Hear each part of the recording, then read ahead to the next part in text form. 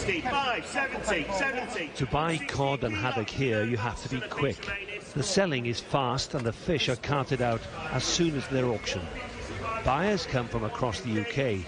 In the 1950s and early 60s, it was the world's largest fishing port, and it still claims to have the busiest fish market in England.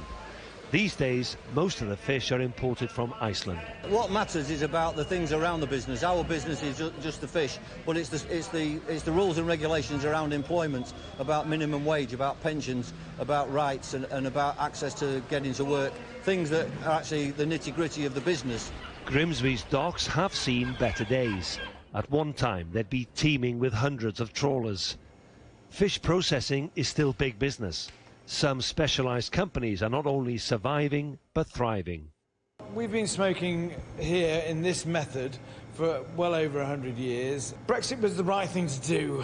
I don't want Brussels running our country, but it's only right that we should trade with our neighbours. It's bonkers that we shouldn't trade with our neighbours, and the common market should exist. It should have been reformed, and if Brussels hadn't been so arrogant, what they would have done is made the UK situation work. 8 years ago, this constituency voted 71% in favour of Brexit and breaking away from the European single market, despite possible adverse effect and other issues too.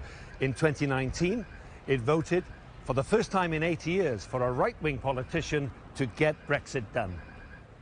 Prime Minister Rishi Sunak and his Labour opponent Keir Starmer came to debate in Grimsby. Both they and their parties hardly mentioned the Brexit word, instead blaming the COVID pandemic and the conflict in Ukraine as the reasons why the British economy is in a perilous state. It's been really bad. It really has. Because a lot of them on the dole now, and some of them are looking for the jobs, but they're not getting them. I think everybody voted wrong and nobody wants to admit that they voted wrong. It's actually probably cost us a lot of money. In my opinion, it was very, very bad because it stopped freedom.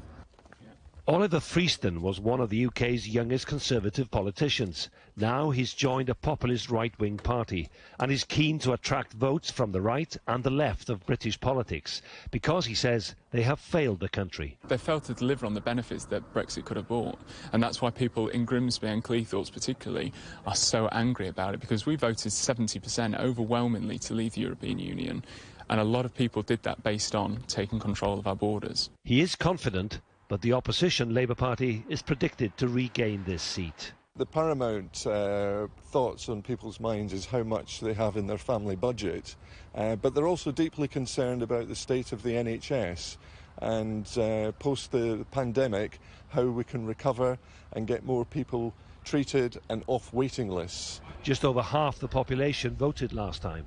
There is frustration at the cost of living and the shadow of Brexit. Despite some public investments, others argue the quality of life here is deteriorating.